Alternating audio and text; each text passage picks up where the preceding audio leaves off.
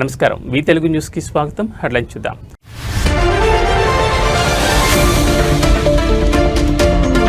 ఢిల్లీ పేలుడు కేసులో బయటపడుతున్న సంచలనాలు. జనవరి 26న ఎర్రకోట వద్ద పేలుడకు భారీ స్కెచ్.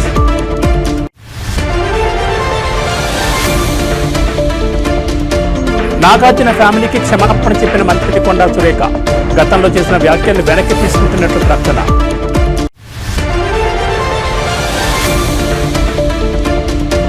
తాడిపత్రిలో మరోసారి టీడీపీ వైసీపీల మధ్య ఉద్రిక్తత. వైసీపీ నిరసన ర్యాలీకి అనుమతి నిరాకరించిన పోలీసులు.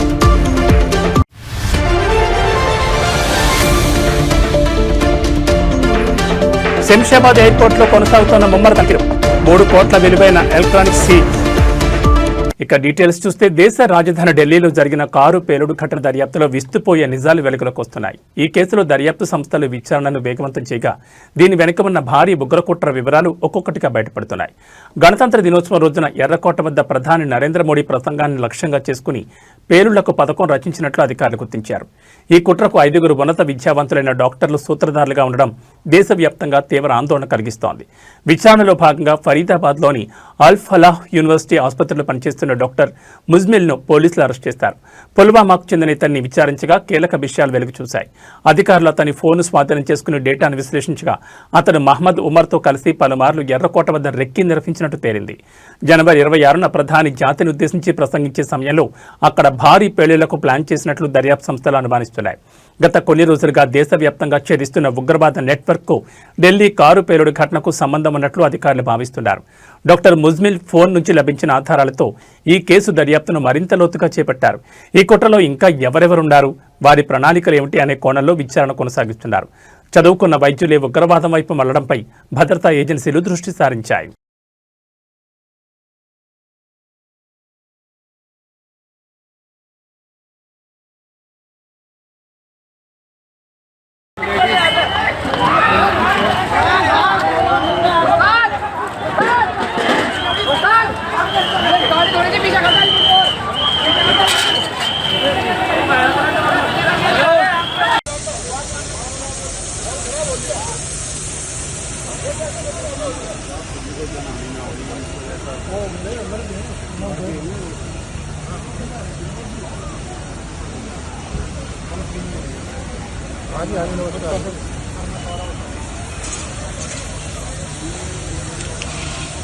దేశ రాజధాని ఢిల్లీలో వాయు కాలుష్యం తీవ్ర స్థాయిలోనే కొనసాగుతోంది. వరుసగా 3వ రోజు బుధవారం కూడా గాలి నాణ్యత సూచి 400 పైన తీవ్ర కేటగిరీలోనే నమోదైంది.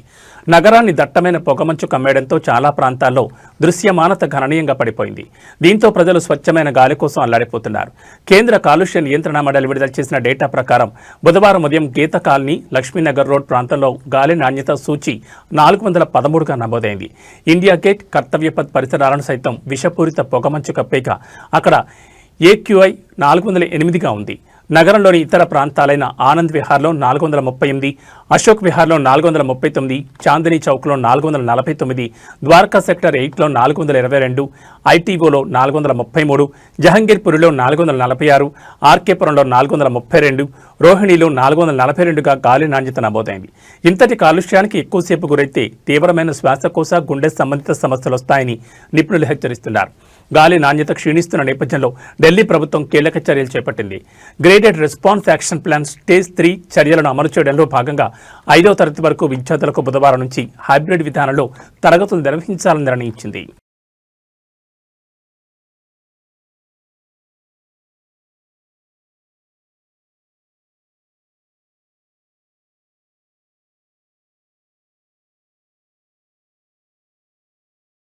దేశవ్యాప్తంగా సంచలనం సృష్టించిన నోయిడా నిఠారి వరుస హత్యల కేసులో ప్రధాన నిందితుడు సురేంద్ర కోహ్లీని సుప్రీంకోర్టు నిర్దోషిగా ప్రకటించింది.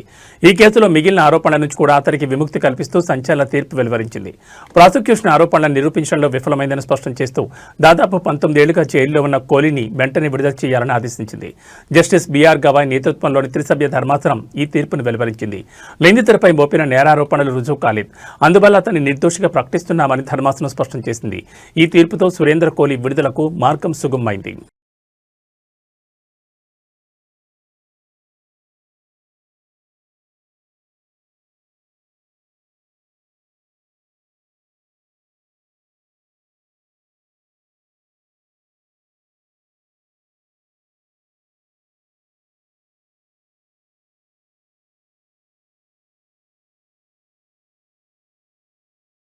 తెలంగాణ మంత్రి కొండా సురేఖ ప్రముఖ నటుడు అక్కినేని నాగార్జున కుటుంబానికి క్షమాపణ చెప్పారు. గతంలో తాను వారిపై చేసిన వ్యాఖ్యల పట్ల పశ్చాత్తాపం వ్యక్తం చేస్తూ అర్ధరాత్రి ట్వీట్ చేశారు. నాగార్జున కుటుంబాన్ని కించపరిచే ఉద్దేశం తనకు లేదని, తన వ్యాఖ్యల వల్ల వారు బాధపడి ఉంటే చింతిస్తున్నారని ఆమె పేర్కొన్నారు. గతంలో తాను చేసిన వివాదాస్పద వ్యాఖ్యలను పూర్తిగా వెనక్కి తీసుకుంటున్నట్లు కొండా సురేఖ తన ట్వీట్లో పేర్కొన్నారు. అయితే అర్ధరాత్రి 12 గంటలు దాటిన తర్వాత ఆమె ట్వీట్ చేయడం రాజకీయ సినీ వర్గాల్లో చర్చనీయాంశంగా మారింది. కొంతకాలం క్రితం బీఆర్ఎస్ నేత కేటీఆర్ను విమర్శించే క్రమంలో కొండా సురేఖ అక్కినేని నాగార్జున కుటుంబంపై, ముఖ్యంగా నాగ చైతన్య సమంత విడాకుల అంశంపై వ్యక్తిగత వ్యాఖ్యలు చేయడం తెలిసిందే. ఈ వ్యాఖ్యలు తీవ్ర వివాదానికి దారితీశాయి. కొండా సురేఖ వ్యాఖ్యలపై నటుడు నాగార్జున తీవ్రంగా స్పందించారు. ఆమెపై పరువు నష్టం దావా కూడా వేశారు. మరోవైపు నాగ చైతన్య సమంత సైతం తమ విడాకులు పరస్పర అంగీకారంతో తీసుకున్న వ్యక్తిగత నిర్ణయమని, తమ పేర్లను అనవసరంగా రాజకీయ వివాదాల్లోకి లాగొద్దని విజ్ఞప్తి చేశారు. సినీ పరిశ్రమకు చెందిన పలువురు ప్రముఖులు కూడా సురేఖ వ్యాఖ్యలను ఖండించారు.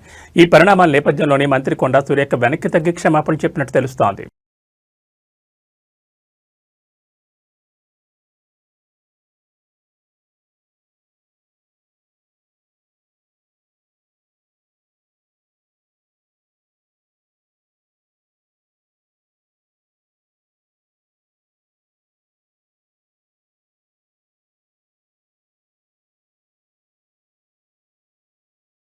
శంషాబాద్లోని రాజీవ్ గాంధీ అంతర్జాతీయ విమానాశ్రయంలో భారీగా ఎలక్ట్రానిక్ పరికరాలు పట్టుబడడం కలకలం రేపింది. అబుదాబి నుంచి వచ్చిన 2 ప్రయాణికుల వద్ద సుమారు 3 కోట్ల విలువైన వస్తువులను సెంట్రల్ ఇండస్ట్రియల్ సెక్యూరిటీ ఫోర్స్ అధికారులు స్వాధీనం చేసుకున్నారు. నిందితులను అదుపులోకి తీసుకుని విచారిస్తున్నారు. నిత్యం ప్రయాణికులతో రద్దీగా ఉండే శంషాబాద్ విమానాశ్రయంలో అధికారులు కట్టుదిట్టమైన భద్రతా తనిఖీలు నిర్వహిస్తున్నారు. ఈ క్రమంలో అబుదాబి నుంచి వచ్చిన 2 ప్రయాణికుల ప్రవర్తన అనుమానాస్పదంగా కనిపించడంతో సిఐఎస్ఎఫ్ సిబ్బంది వారిని అదుపులోకి తీసుకున్నారు. వారి లగేజ్ బ్యాగ్లను క్షుణ్ణంగా తనిఖీ చేయగా పెద్ద సంఖ్యలో డ్రోన్లు, ఎలక్ట్రానిక్ స్మార్ట్ వాచ్లు, ఖరీదైన ఐఫోన్లు బయటపడ్డాయి. స్వాధీనం చేసుకున్న ఎలక్ట్రానిక్ వస్తువుల విలువ సుమారు 3 కోట్లుంటుందని అధికారులు అంచనా వేశారు. నిందితులను సూర్యప్రకాష్, మహమ్మద్ జాంగీర్గా గుర్తించారు. ఇంత పెద్ద ఎత్తున ఎలక్ట్రానిక్ పరికరాలను ఎలాంటి పత్రాలు లేకుండా ఎందుకు తరలిస్తున్నారనే కోణంలో విమానాశ్రయ పోలీసులు కేసు నమోదు చేసి దర్యాప్తు చేపట్టారు. ఈ వస్తువులను ఎక్కడికి తరలించడానికి ప్రయత్నించారు, దీని వెనుక ఎవరైనా ఉన్నారా అనే వివరాలు రాబట్టే పనిలో అధికారులు నిమగ్నమయ్యారు.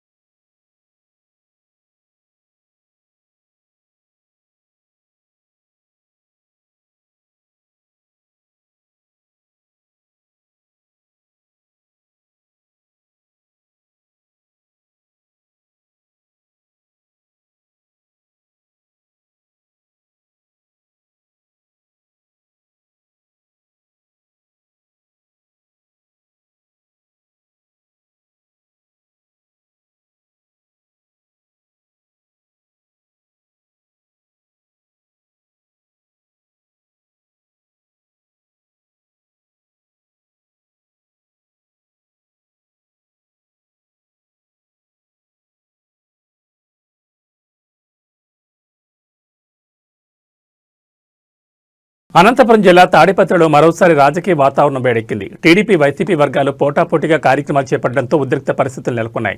మెడికల్ కళాశాల ప్రైవేటీకరణను నిరసిస్తూ వైసీపీ తలపెట్టిన ర్యాలీకి పోలీసులు అనుమతి నిరాకరించారు. ముందు జాగ్రత్త చర్యగా మాజీ ఎమ్మెల్యే కేతిరెడ్డి పెద్దారెడ్డిని ఇంటి నుంచి బయటకు రాకుండా అడ్డుకుని గృహ నిర్బంధం చేశారు. రాష్ట్ర వ్యాప్తంగా వైసీపీ ప్రజాపోరు పేరుతో మెడికల్ కాలేజీల ప్రైవేటీకరణకు వ్యతిరేకంగా నిరసనలకు పిలుపునిచ్చింది. ఇందులో భాగంగా తాడిపత్రిలో మాజీ ఎమ్మెల్యే కేతిరెడ్డి పెద్దారెడ్డి ఆధ్వర్యంలో భారీ ర్యాలీ నిర్వహించాలని నిర్ణయించారు. అదే సమయంలో స్థానిక టీడీపీ ఎమ్మెల్యే జేసీ అస్మిత్ రెడ్డి పట్టణంలో పలు అభివృద్ధి పనులకు శంకుస్థాపన కార్యక్రమాలు చేపట్టారు. ఒకే రోజు 2 ప్రధాన పార్టీలు కార్యక్రమాలు నిర్వహిస్తుండటంతో శాంతి భద్రతల సమస్య తలెత్తుందని భావించిన పోలీసులు కేతిరెడ్డి పెద్దారెడ్డి ర్యాలీకి అనుమతి లేదని స్పష్టం చేశారు. ఈ ఉదయం ఆయన ఇంటి నుంచి బయటకు రాకుండా పోలీసులు అడ్డుకున్నారు. దీంతో పోలీసుల తీరుపై కేతిరెడ్డి తీవ్ర ఆగ్రహం వ్యక్తం చేశారు. ఒక పార్టీ ఇన్ఛార్జిగా నేను కార్యక్రమం చేసుకోకూడదా, నా ర్యాలీని ఎలా అడ్డుకుంటారంటూ ఆయన పోలీసులతో వాగ్వాదానికి దిగారు. MLA Asmit Reddy, municipal chairman JC Prabhakar రెడ్డికి అనుకూలంగా పోలీసులు వ్యవహరిస్తున్నారని మండిపడ్డారు. శాంతి భద్రతల దృష్ట్యానే ఈ నిర్ణయం తీసుకున్నామని పోలీసులు నచ్చజెప్పే ప్రయత్నం చేసినప్పటికీ ఆయన శాంతించలేదు. తనను ఎందుకు అడ్డుకుంటున్నారో లిఖితపూర్వకంగా ఇవ్వాలని డిమాండ్ చేశారు. ఈ పరిణామాలతో తాడిపత్రిలో ఏం జరుగుతుందోనన్న ఉత్కంఠ నెలకొంది. ఎలాంటి అవాంఛనీయ ఘటనలు జరగకుండా పోలీసులు భారీ బందోబస్తు ఏర్పాటు చేశారు.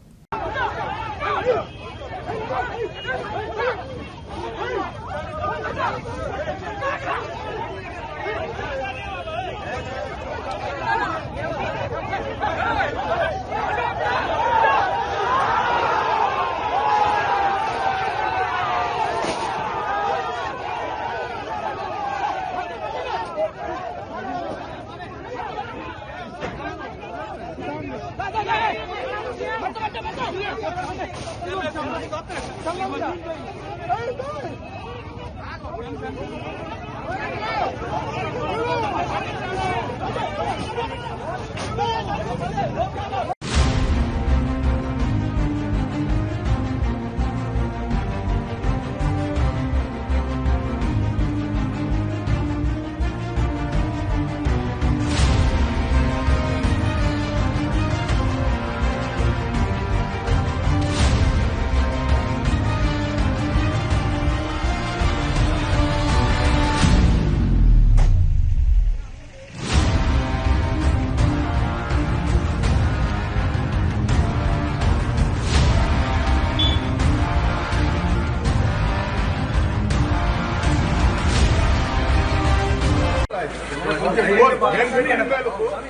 ఎవరన్నా కానీ జనరల్ గా నేను ఇటు అడుగుతాను. నేను నీకు లెటర్ ఇచ్చా ఏ విషయమాలు ఎట్టున్నారు సార్ అని. నేను బాగుండా అని చెప్తే నువ్వు నాకు జవాబు ఇచ్చినట్లే కదా అని లెక్క. నువ్వు దీంట్లో ఏముందో చెప్పు. నాకు చదువు రాదు, నువ్వే చదువు. అర్థం లేదు, ఏం లేదు. మీరు రాయించే అదే రాసి వైట్ పేపర్ వైట్ పేపర్ రాసి నువ్వు పోయేకి లేదు, ఎక్కడే కానీ కాన్ఫరెన్స్ లో తిరిగేకి లేదు.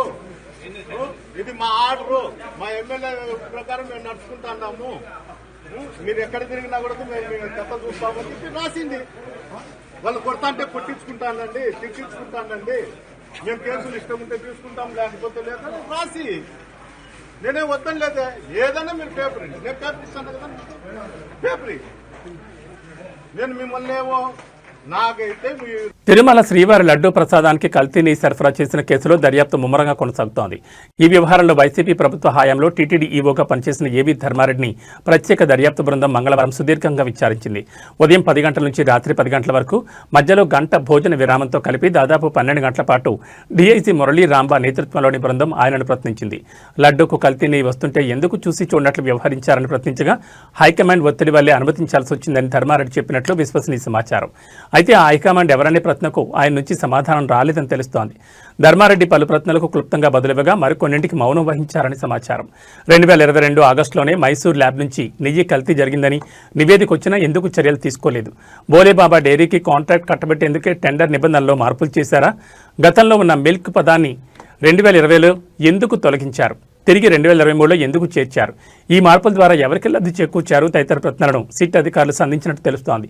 ఈ కేసులో ఇప్పటికే అరెస్టే బెయిల్పై ఉన్న బోలేబాబా డైరీ డైరెక్టర్లు ఫొమిల్ జైన్, విపిన్ జైన్లను కూడా సిట్ విచారించింది. 5 ఏళ్లలో ఈ సంస్థ 251 కోట్లకు పైగా విలువైన 68.17 లక్షల కిలోల కల్తీని సరఫరా చేసినట్లు తమ దర్యాప్తులో తేలిందని డీఐజీ మురళీ రాంబా వెల్లడించారు. ఈ వ్యవహారంలో గత టీటీడీ చైర్మన్ వైవీ సుబ్బారెడ్డి పాత్రపైన అధికారులు ఆరా తీసినట్టు తెలుస్తోంది. కాగా రాత్రి విచారణ ముగిసిన అనంతరం ధర్మారెడ్డి మీడియాతో మాట్లాడకుండానే వెళ్లిపోయారు. ఈ రోజు కూడా ఆయన విచారణ కొనసాగనుండడంతో ఈ కేసులో మరిన్ని కీలక విషయాలు వెలుగులోకి వచ్చే అవకాశం ఉందని భావిస్తున్నారు.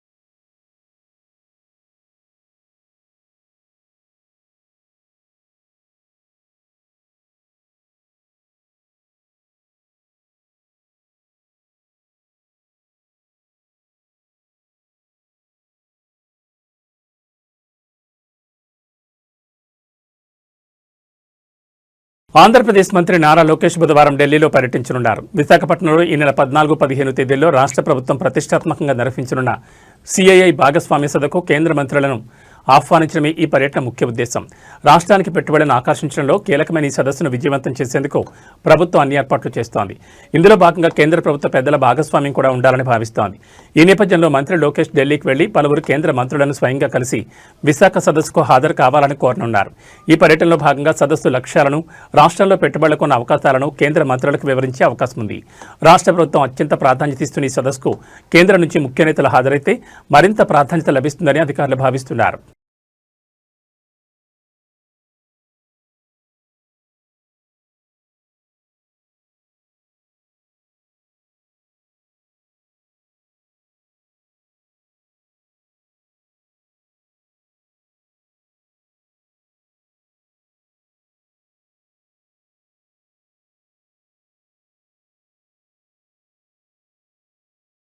తెలంగాణ జాగృతి అధ్యక్షురాలు ఎమ్మెల్సీ కల్వకుంట్ల కవిత నల్గొండ పర్యటన రాజకీయంగా వేడి పుట్టించింది. ఆమె పర్యటన సందర్భంగా ఏర్పాటు చేసిన ఫ్లెక్సీలు, హోర్డింగ్లను మున్సిపల్ అధికారులు రాత్రికి రాత్రి తొలగించడం వివాదాస్పదంగా మారింది.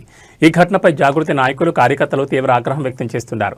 తెలంగాణ జాగృతి ఆధ్వర్యంలో నిర్వహిస్తున్న జనం బాటా కార్యక్రమంలో భాగంగా కల్వకుంట్ల కవిత నల్గొండలో పర్యటిస్తున్నారు. ఈ నేపథ్యంలో ఆమెకు స్వాగతం పలుకుతూ జాగృతి నాయకులు పట్టణంలోని ప్రధాన కూడళ్లలో పెద్ద ఎత్తున ఫ్లెక్సీలు, హోర్డింగ్లు ఏర్పాటు చేశారు. అయితే నిన్న రాత్రి మున్సిపల్ సిబ్బంది వాటిని తొలగించారు. ఈ విషయం తెలుసుకున్న జాగృతి నాయకులు అధికారుల చర్యపై మండిపడ్డారు. కవిత ప్రజలతో సమావేశం కావడాన్ని అడ్డుకునేందుకే ఉద్దేశపూర్వకంగా ఈ చర్యకు పాల్పడ్డారని వారు ఆరోపిస్తున్నారు. ఎలాంటి ముందస్తు సమాచారం లేకుండా ఫ్లెక్సీలను తొలగించడం రాజకీయ కక్ష సాధింపు చర్యలని విమర్శలు గుప్పిస్తున్నారు. ఈ అనూహ్య పరిణామంతో నల్గొండ పట్టణంలో రాజకీయ వర్గాల్లో తీవ్ర చర్చ జరుగుతోంది. ఇది సాధారణ అధికారిక చర్య లేక దీని వెనుక రాజకీయ ఉద్దేశాలున్నాయా అనే కోణంలో స్థానికంగా చర్చ నడుస్తోంది.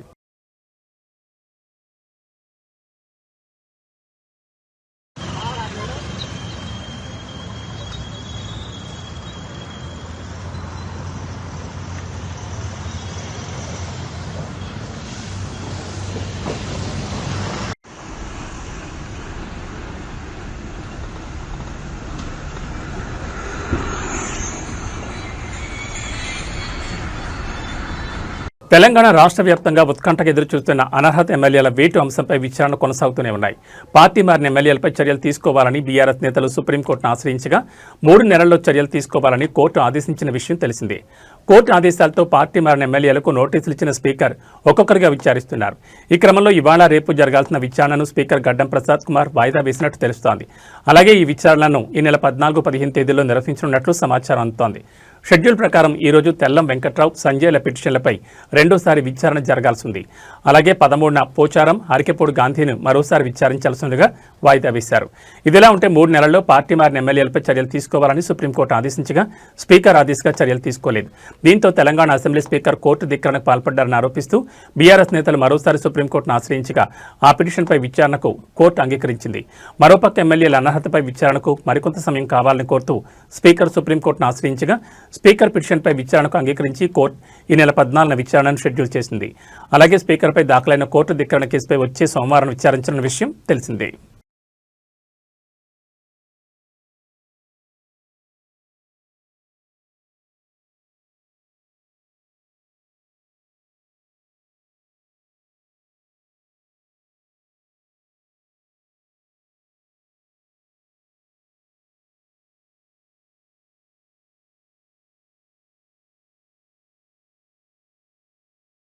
తిరుపతిలోని శ్రీ కపిలేశ్వర స్వామి ఆలయం పుష్కరిణి వద్ద తాజాగా అయ్యప్ప భక్తులు ఆందోళన దిగారు. పుష్కరిణిలో స్నానాలకు అనుమతి ఇవ్వకపోవడంపై అయ్యప్ప స్వాములు తీవ్ర అసంతృప్తిని వ్యక్తం చేశారు.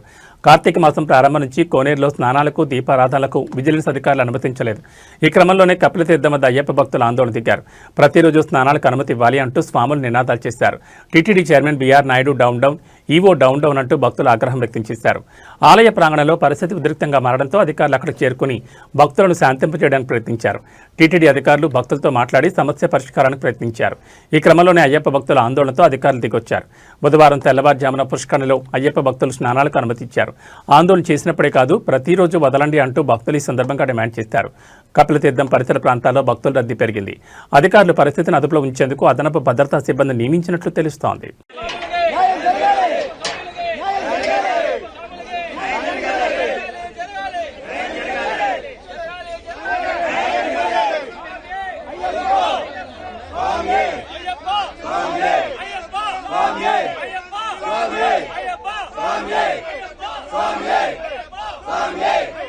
Swami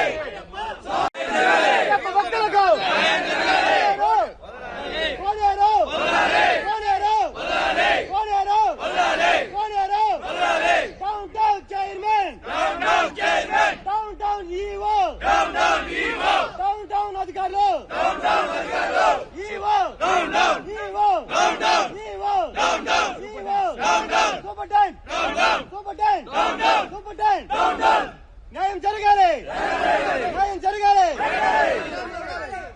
కోనేరు ఓపెన్ చేయాలి, కోనేరు ఓపెన్ చేయాలి.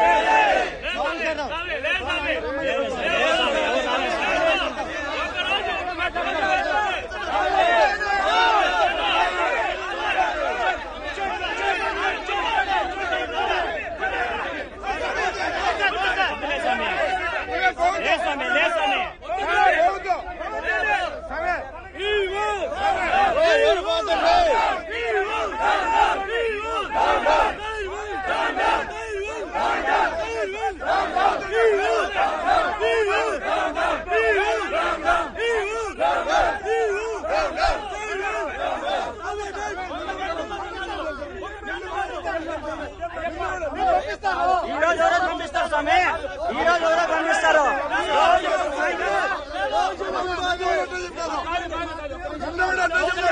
లేదు రోజు పంపించాలా, రోజు పంపించాలి. లేదు లేదు లేదు స్వామి, లేదు లేదు. భక్తులు ఎవరికైనా మేము భక్తులు కదా,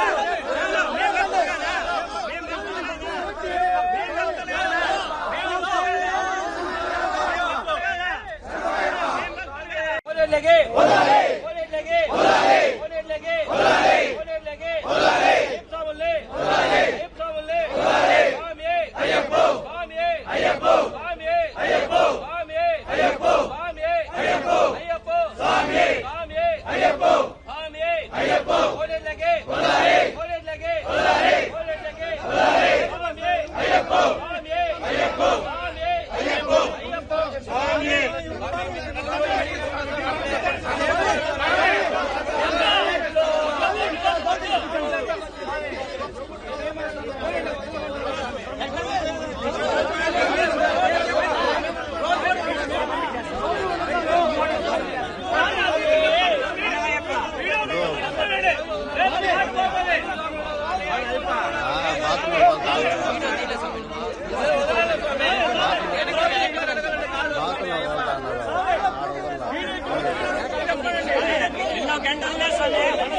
బాలీవుడ్ దిగ్గజ నటుడు ధర్మేంద్ర ఆసుపత్రి నుంచి డిశ్చార్జ్ అయ్యారు. శ్వాస తీసుకోవడంలో ఇబ్బంది కారణంగా గత నెల 31న ముంబైలోని బ్రీచ్ క్యాండీ ఆసుపత్రిలో చేరిన ఆయన బుధవారం ఉదయం ఇంటికి చేరుకున్నారు. ఆయనకి ఇంట్లోనే చికిత్స కొనసాగుతోందని వైద్యులు తెలిపారు. ఇవాళ ఉదయం 7:30 గంటల ప్రాంతంలో ధర్మేంద్రను ఆసుపత్రి నుంచి డిశ్చార్జ్ చేసినట్లు ఆయనకు చికిత్స అందించిన డాక్టర్ ప్రతీష్ సంధాని పీటీఐకి వెల్లడించారు. కుటుంబ సభ్యుల నిర్ణయం మేరకు ఆయనకి ఇంట్లోనే వైద్య సేవలు కొనసాగిస్తామని వివరించారు. ఇదిలా ఉండగా నిన్న ధర్మేంద్ర మరణించారంటూ పలు వెబ్సైట్లలో తప్పుడు వార్తలు ప్రచారమయ్యాయి. ఈ వదంతులపై ఆయన కుటుంబ సభ్యులు తీవ్రంగా స్పందించారు. ఆయన ఆరోగ్యం నిలకడగా ఉందని, కోలుకుంటున్నారని స్పష్టం చేశారు. ధర్మేంద్ర అర్ధాంగి నటి హేమమాలిని కూడా ఈ తప్పుడు వార్తలపై ఆగ్రహం వ్యక్తం చేశారు. చికిత్సకు స్పందిస్తూ కోలుకుంటున్న వ్యక్తి గురించి ఇలాంటి అసత్య ప్రచారాలు చేయడం క్షమించరాంది. ఇది చాలా బాధ్యతారాహిత్యం. దయచేసి కుటుంబ గోప్యతను గౌరవించండి అని ఆమె సోషల్ మీడియాలో పేర్కొన్నారు.